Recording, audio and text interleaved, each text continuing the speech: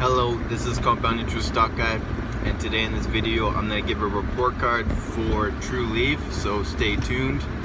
If you're new to the channel, please subscribe, hit the bell down below, give me a thumbs up, I do truly appreciate it. I also want to disclose I'm not a financial advisor. This is just for entertainment information purposes. Do not buy or sell based on anything I talk about. Buy or sell after you do your own research, due diligence, and you like the investments you're pursuing. Alright, so I'm just going to give my 2 cents before we get in this video.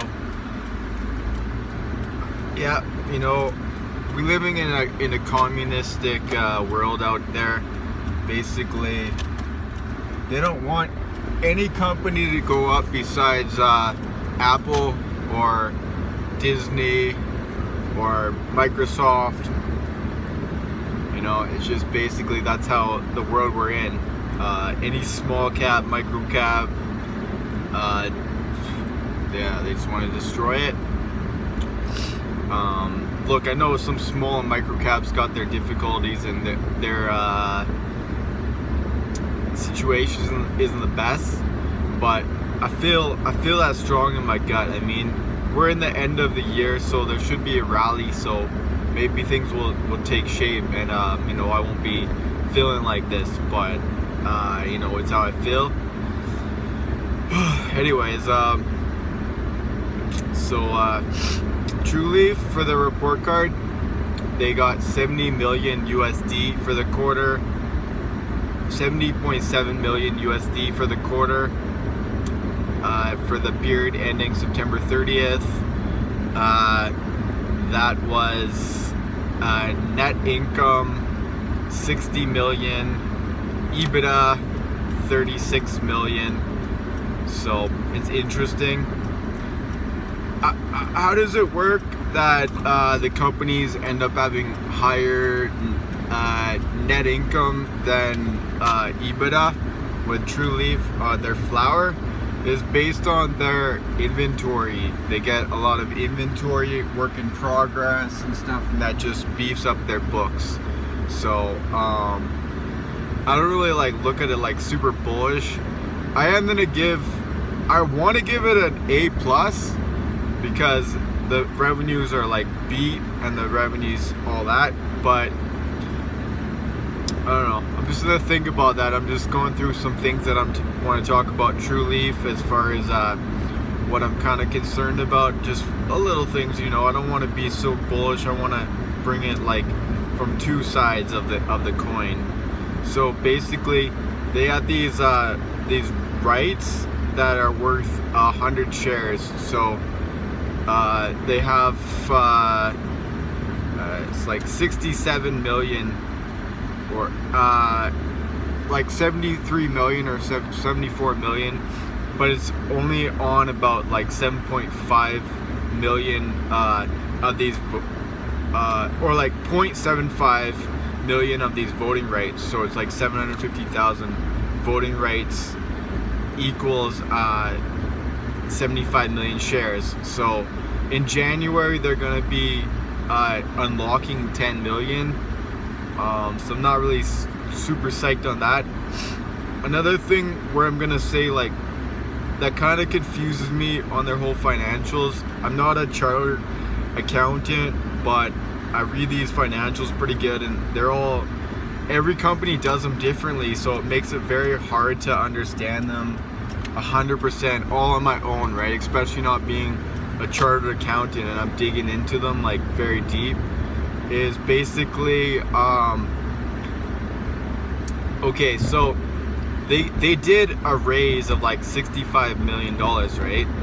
So they spend money on property and plant and stuff like that, and then somehow they're able to still report a net income. So it doesn't make sense in my head. I mean, I'm long. I do have a big position. I'm just under 500 shares. So I want nothing bad to happen to Trulieve, but I just want to protect my investment. That's why you know, I talk about these things and I look into these things. Is basically what is the deal with the financials? How can you write the property and the plant and all that stuff like that for these expenses. It's like basically the only thing that are cost for the operation of expenses are the cost to make the cannabis, and then the SG&A, like the administration in general. But why isn't general like get added? Because for other companies, I'm pretty sure, like for Aurora Cannabis or for Zenabis or whatever, they report their expenses of when they're working on like a facility, all the retrofitting, that counts as a general cost.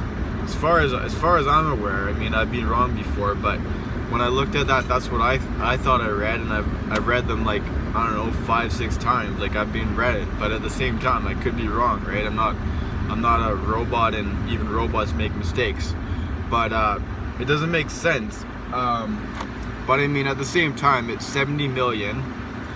Another thing that's kind of concerning about Trulieve is I looked at their prices per eighth. Okay, so they're going for like $43 up into the range of like $53 a gram or whatever. So unless they have like amazing flower, I just don't see that price staying out, that like when there's more competitors really growing a lot more cannabis there.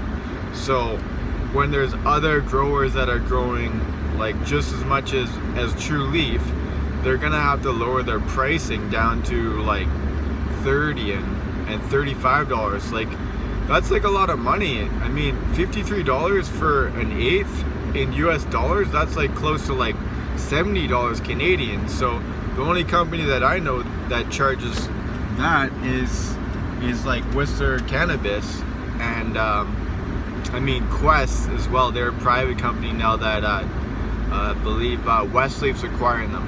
So those are the only companies that are charging that. So everybody else is charging like $30 or $35 for 3.5 grams. Like, so to have that much of a premium, I mean, they're not going to be able to keep that premium for forever when there's more. So I'm just looking at the bear point about Trulieve. You know, I don't want to get too excited with this. Like basically it's saying the EPS is 55 cents a gram, 55 cents per share, and then it's saying net income 60 million. So on a 60 million, based on their market cap, like times by 4, to like 250 million per year in annual net income.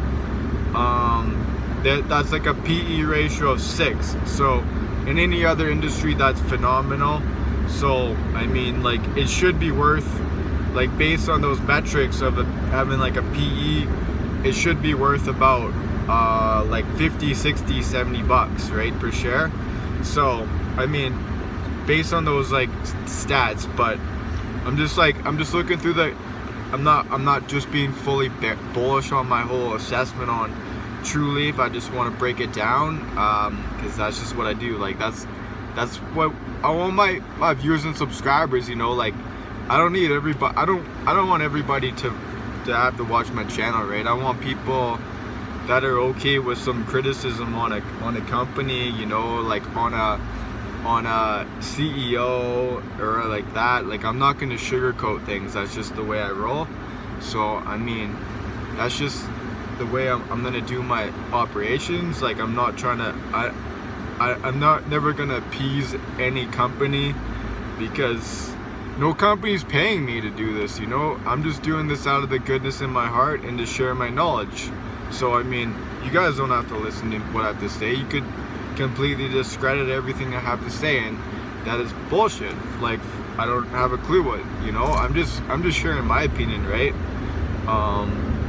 Anyways, I'm done with the video. Trulieve, I'll give them an A. I really want to give them an A+. It's just that some of those things just like make me feel hard about giving it that plus.